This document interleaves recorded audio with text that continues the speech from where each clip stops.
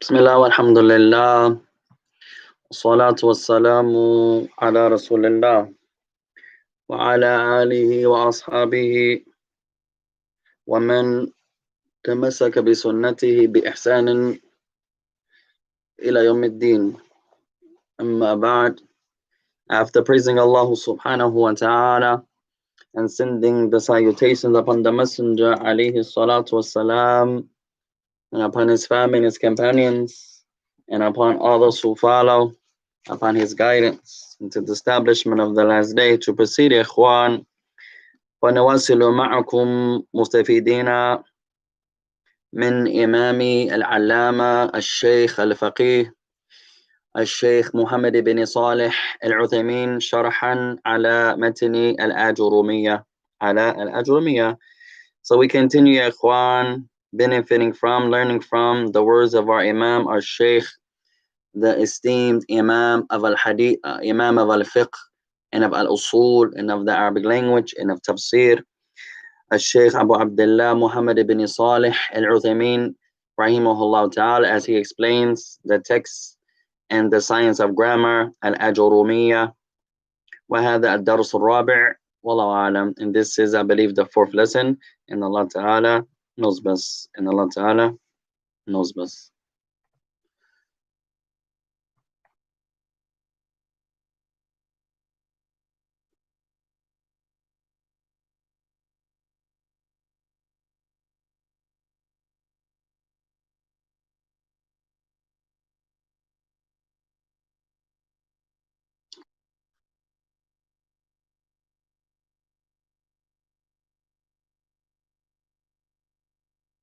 So after a small discussion between one of the students and the Shaykh rahimahullah ta'ala, and the Shaykh was explaining to the student that this book is just a summarization. This is a beginner book. He said the author left off another sign of the noun, and that is al-isnad. So he says, continuing on in the book of al-Imam al-Ajurum rahimahullah ta'ala, Shaykh Uthaymeen, he says, the author says, وَحُرُوفُ الْخَفْضِ, and the particles of al-khafd, the particles that make the noun in the genitive case. He says, the author says, وَحُرُوفُ الْخَفْضِ, and the particles of al-khafd.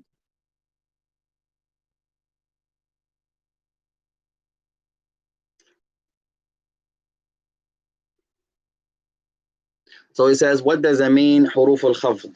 What does it mean, the particles that make a noun in the genitive case? He says here, those letters, those particles that if they are entered upon a noun, خفضته, they make the noun genitive.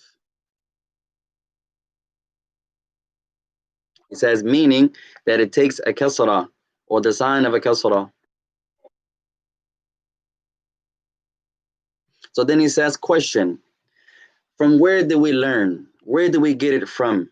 In Islam, where do we learn that if the particles or some particles are entered upon a noun, that they jarrathu, they make it genitive? Where is this from?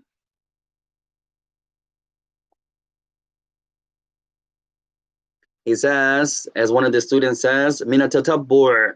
He says, yes, it's not from the Quran and Sunnah. There's no verse that says this particular affair. There's no hadith that says this particular affair. However, from at-tatabbu' what istiqra'. He says, from when the scholars study and examine and they go over the Quran and Sunnah and the Arabic language, they have found that certain letters, if they are entered upon the noun, jarrathu, that they make this noun genitive.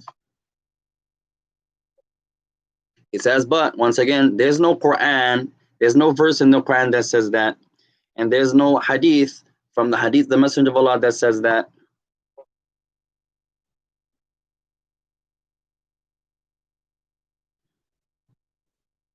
He says, however, you find within the Arabic language that if the particle from the particles of al-khafd, the particles that are genitive or makes the noun genitive, and they are entered upon a noun, then they make the noun in a genitive case. They make the noun in a genitive case.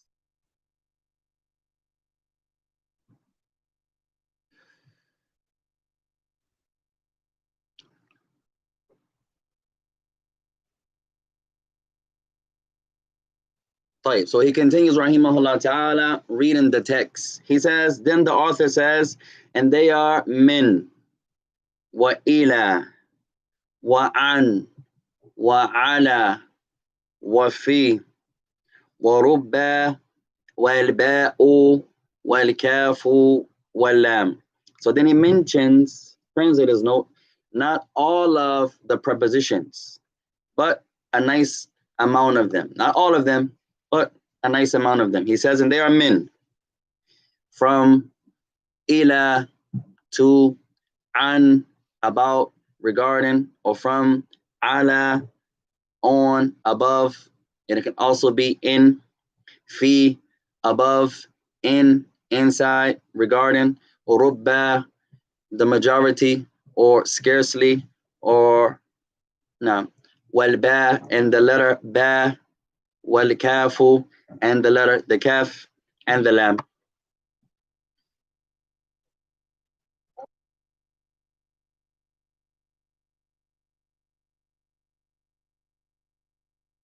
And then he mentions them a second time. He says min, wa ila, wa ala, wa an, wa fi, wa rubba, wal ba'u, wal kafu, wal lam. So then he asks a question, how many is that? How many? And you hear the students say, they are 9. The author mentioned 9. So he said the author here, he mentioned 9 prepositions or 9 particles.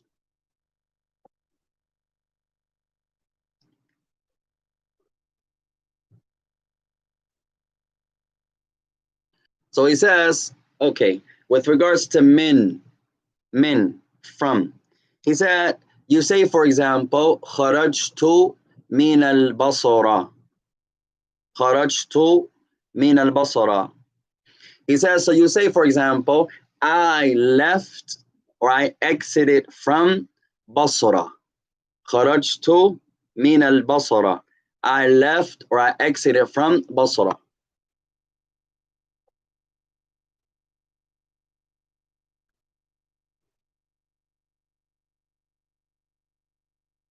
So he says here, the min is a harfu khafd. It's a particle that makes the noun end in the genitive case.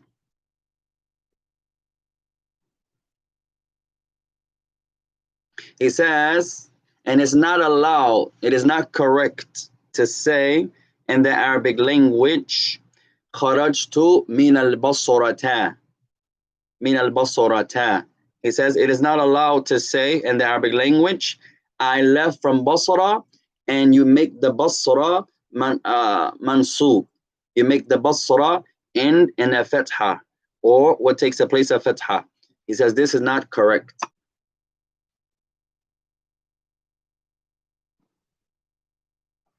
He says, nor is it allowed to say in the Arabic language, is not allowed also to say, kharajtu min al-basratu. kharajtu min al-basratu. Wal-basra takunu marfu'a. Is not allowed also to say, I left from Basra, and you make Basra end in the nominative case, meaning that it ends in a dhamma or what takes the place of dhamma. This is also not allowed.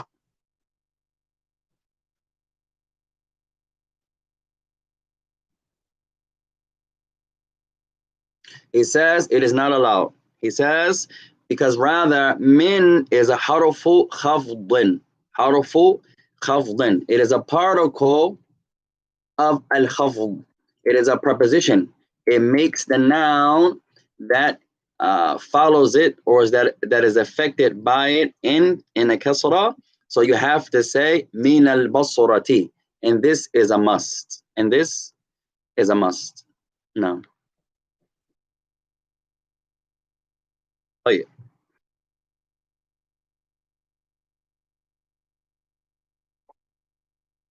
So then he mentions another sentence in the Arabic language. If you were to say, اشتريت هذا الكتاب من زيد. If you were to say in the Arabic language, I purchased or I brought this book min Zaydin, from Zayd.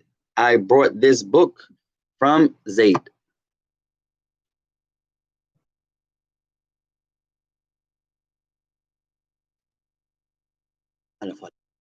So he says, firstly, first question, the word al-kitab, is it a noun?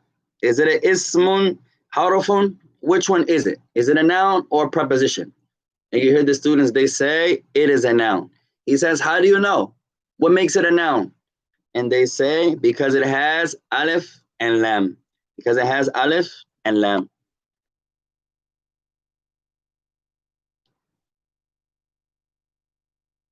And then he says the word min Zaydin, from Zayd. With regards to Zayd, is Zayd a noun or a particle? And you hear the students answer, it is a noun.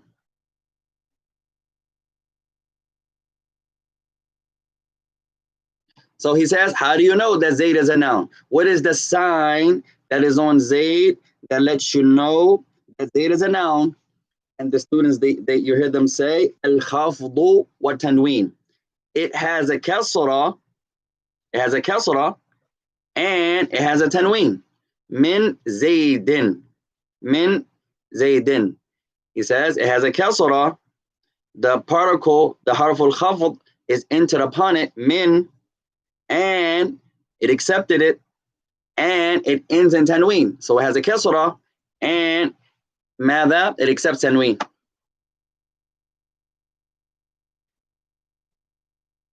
He says, and دخول حرف الخفض, that the preposition or the particle of al-khafd was entered in front of it.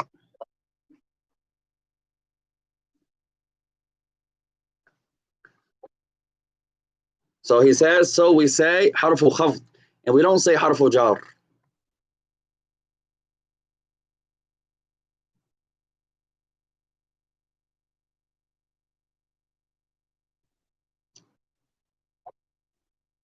Translators note, and he went over in the earlier lessons how the scholars differ between the jar and the khafd, between the Kufiyin and al-Basriyin.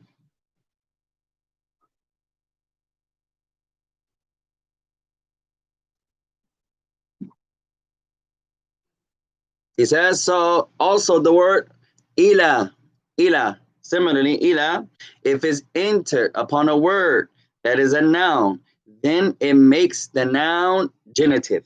It makes it accept a tanween, accept a kasra, or what takes the place of kasra.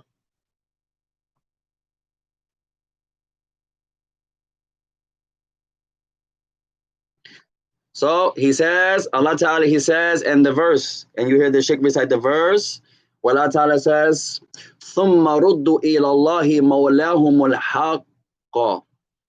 Where Allah Ta'ala says, and then ruddu, they return to Allah, or return something back to Allah, mawlahum, their mawla, al-haq, the truth.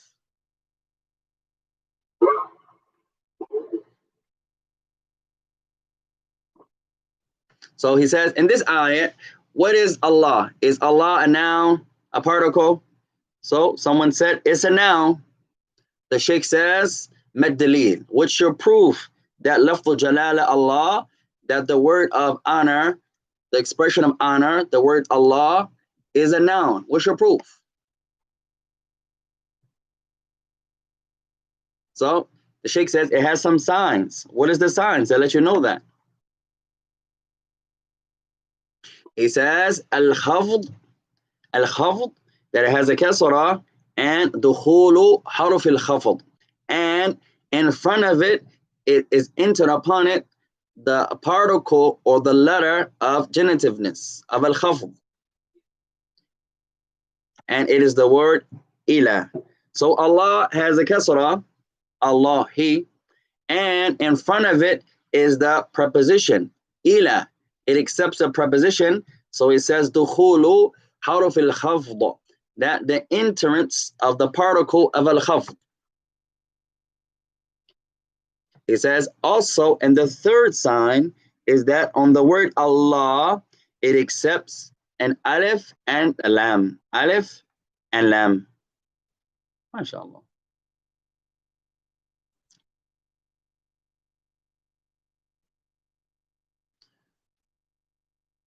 So he goes on to mention the statement of Allah Ta'ala, أَفَلَمْ يَنْظُرُوا إِلَى السَّمَاءِ فَوْقَهُمْ. So the Shaik, rahimahullah ta'ala, he mentions the verse that comes in Surah Al-Qaf, where Allah Ta'ala says, أَفَلَمْ يَنْظُرُوا إِلَى السَّمَاءِ فَوْقَهُمْ. Did they not, or do they not look at the heavens that is above them? Do they not look at the heavens that is above them?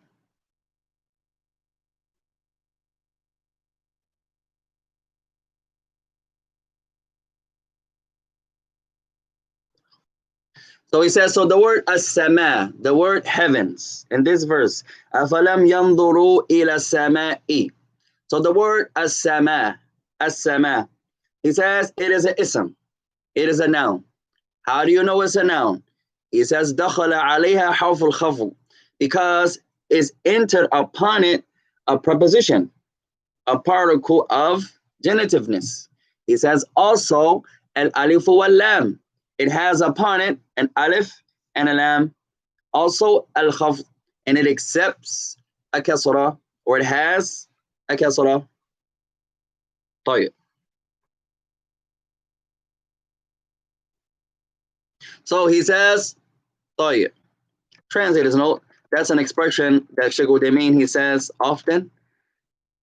Linguistically, it means pure or wholesome, but he's using it as if like, okay, you understand? Let's proceed.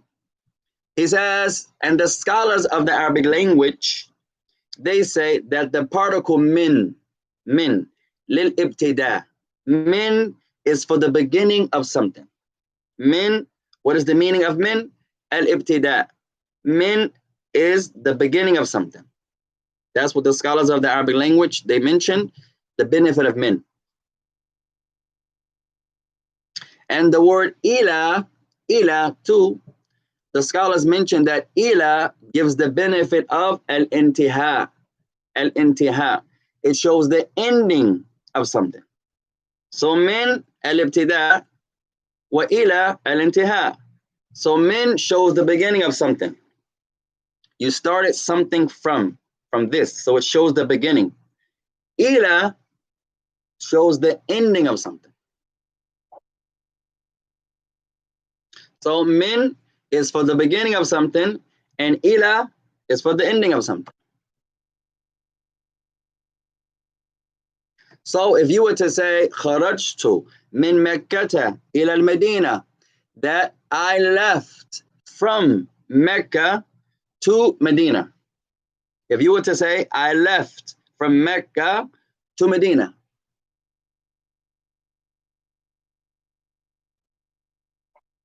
So he says this means that the beginning of your trip was from Mecca and the ending of your trip is in Medina. طيب.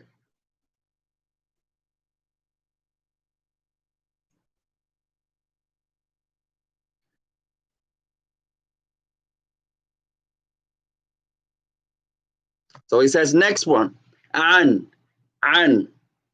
So he says an, and then the Shaik mentions ala also. He says an, and then he says ala. Then he goes back to an. So he says an also is a preposition. It's a harfun min hurufi al-khafd.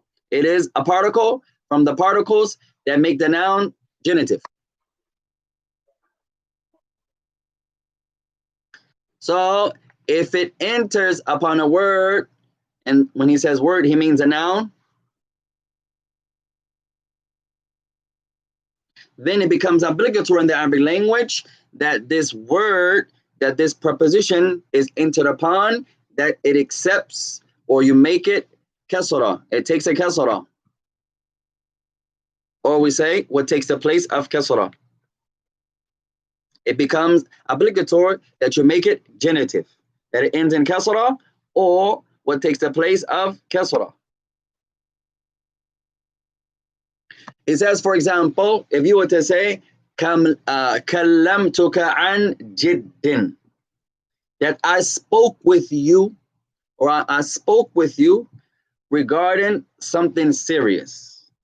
Kallamtuka an jiddin, that I spoke with you, I talked with you regarding or about something serious.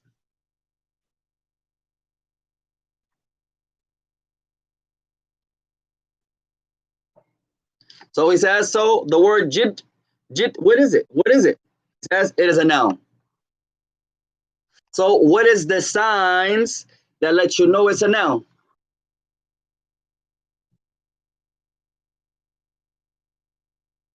So he says, firstly, a tanween, an jiddin, tanween. He says, secondly, al-khafdu, it has a kasra, an jiddin, kasra. وَدُخُولُ حَرُفِ الْخَفْض, also it has upon it, or in front of it, it accepted a particle from the particles that make the noun genitive, that makes a noun genitive prepositions.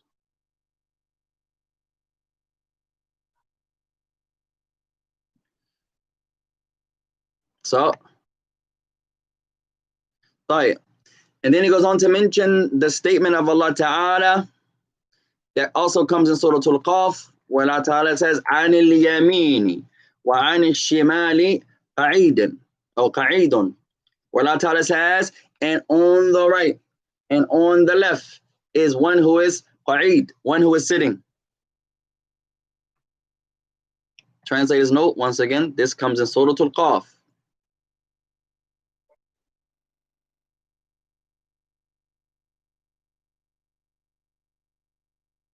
الخفض وحروف الخفض ودخول حرف الخفض. طيب, so he says, so the word yamin, what is it? The students say it is a noun. He says, what signs is on it from the signs of a noun? They say dukhulu al-alif wal-lam, it has alif wal-lam, wal-khafdu, it has a kasra, wa dukhulu harf al-khafd, and it has in front of it a preposition.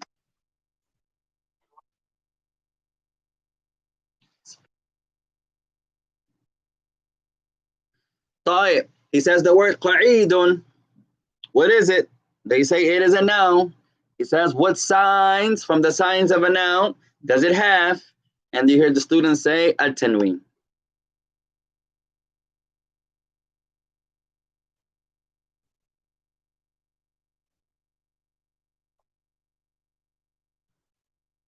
So the Shaik says, so what's the meaning of an here? What's the meaning of an? So he says, the scholars, they say from the meaning of an is al-mujawaza. Al-mujawaza.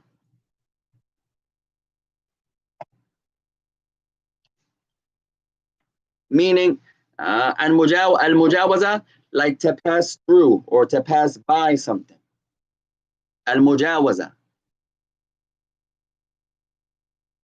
He says, like, for example, if you were to say, ramaytu sahma anil qaws, like I threw the sahm, I threw the arrow anil qaws, through the bow.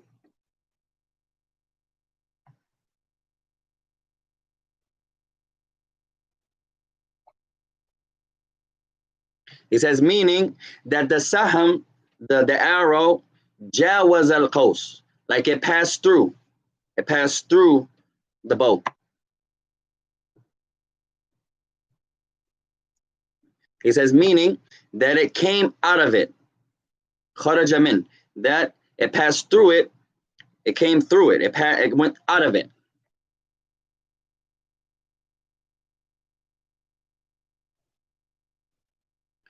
He says, and he goes on to mention, rahimahullah ta'ala, the statement of Allah ta'ala as it comes in Surah Hud, where Allah ta'ala says, وَمَا أُرِيدُ أَن نُخَالِفَكُمْ إِلَى مَا أَنْهَاكُمْ عَنْ.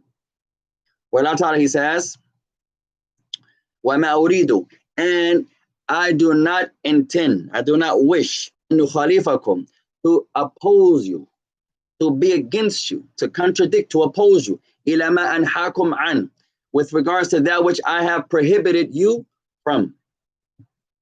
Surah 2 Hud.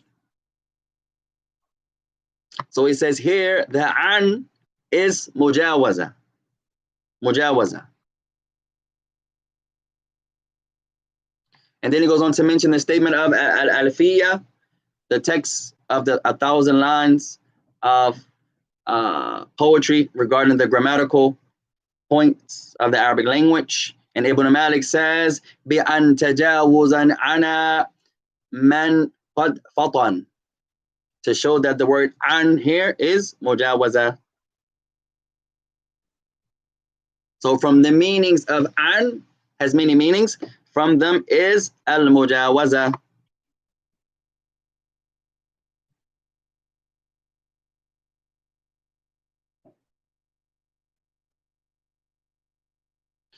He says, as he goes on to mention the statement of Allah Ta'ala that comes in Surah Tawbah, where Allah Ta'ala says, حَتَّى يُعْطُوا الْجِزْيَةَ عَنْ يَدٍ, in order that they give the jizya, that legislated tax, an yadin.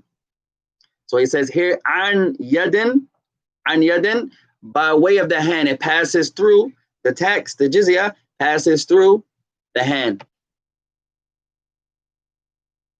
So it passes through the hands, it's transferred from their hands into the hands of the Muslims.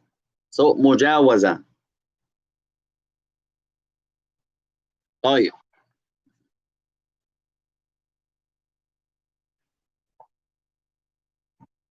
Come on, Mama. He says, and the next one is ala. Ala, another preposition is ala. He says, ala إذا دخلت, if it's entered, ala kalimatin, if it's entered upon a word, then this word is a noun. The word is a noun. Then it becomes obligatory in the Arabic language that you make the noun that this preposition is entered upon genitive, that it accepts a kasra or what takes the place of kasra. It's obligatory that you make it genitive. He says, Allah Ta'ala says, Ala Allahi tawakkalna. Ala Allahi tawakkalna. Translators note, this comes in Surah 2 Al-A'raf. Surah 2 Al-A'raf, where Allah Ta'ala says, Ala Allahi tawakkalna. And upon Allah, we place our trust. Upon Allah, we place our trust, our reliance, our dependence.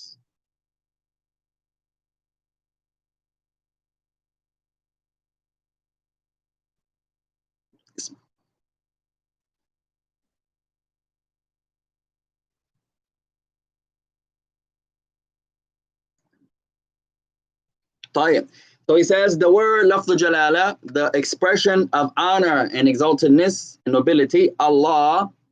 He says, what is Allah here in this sentence, in this verse? He says it is a noun.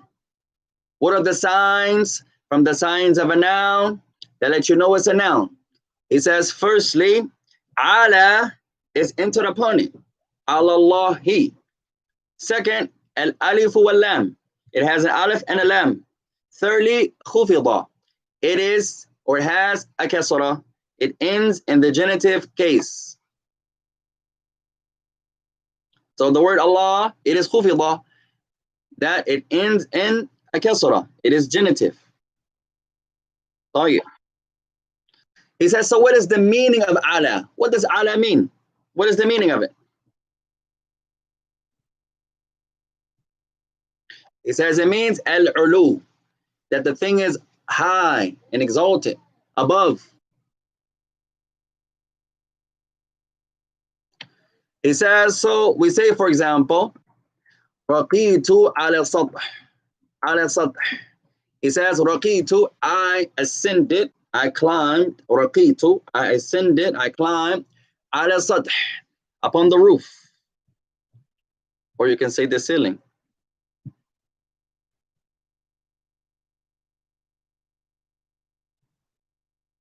So he says, meaning al-ulu, that he's above, he went high. He says, so Imam Ibn Malik said in his Alifiyah, translator's note, in grammar, Shaik Uthaymeen has the opinion that all you need is 2 books in grammar. When he quotes in Arabic, usually he quotes from Alifiyah Ibn Malik. He says from these books is Al-Muqaddimah to Ajuroomiyyah, this book here, the introduction of Ajuroomiyyah, and Al-Alifiyah. He's one of those scholars, rahimahullah, that has the opinion that that's all you need, those 2 books. And then other scholars like Shaik Muqbil, they mention Ajuroomiyyah, Mutammimah, Qatar, Mulha, Alifiyah. The scholars differ in that regard. Shaik Uthaymeen says all you need is 2. So Imam Ibn Malik says, وَعَلَى الْإِسْتِعْلَى, and he used the word ala. He said this is a preposition that shows exaltedness, or that the thing is above or over.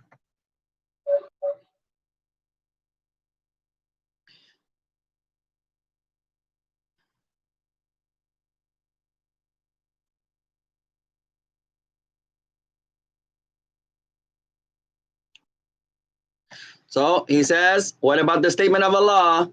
He mentioned the statement of Allah that comes in Surah 2 Al-A'raf. No. Where Allah Ta'ala, he says, ثُمَّ اسْتَوَى عَلَى الْعَرْشِ, and then he, meaning Allah, istawa, he rose above in the manner that befits his majesty, عَلَى الْعَرْشِ, above the arsh. So the Imam in Uthaymeen, rahimahullah, he says here the word al-arsh, what is it? He says it is a noun. What are the signs from the signs of a noun that are upon it? And you hear the students answer, alhamdulillah, and he says, dukhulu harf al-khaf, that it has upon it a particle from the particles of genitiveness, a preposition. Wal alif wal lam, it also has an alif and a lam, and then they said wal khaf, and it ends in kasra. It has a kasra, or what takes the place of kasra. The word is genitive.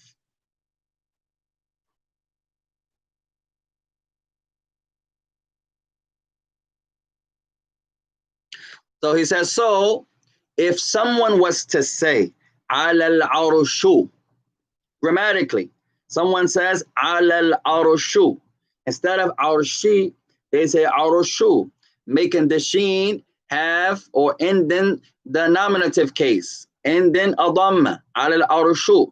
He says, hada khata, this is a mistake. So he says the prepositions, it makes the noun that comes after it is binding, that it ends in a genitive case.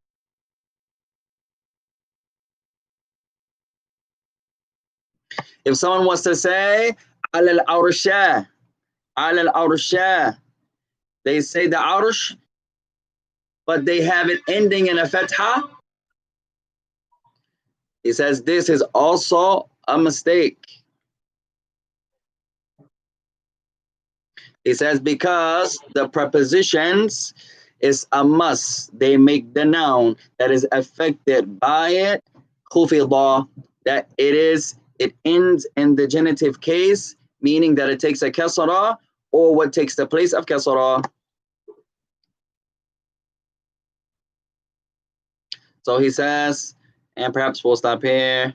He says, so therefore we say al al-arshi, given the sheen, or making the al-arshi khufida, that we make the sheen have a kasra, or what takes the place of kasra. وَلَعَلَّنَا نَكْتَفِي بِهَذَا, and perhaps يا إخوان we'll stop here بإذن الله تعالى لأن وقت الصلاة قد جاء, because the time of the salah has come.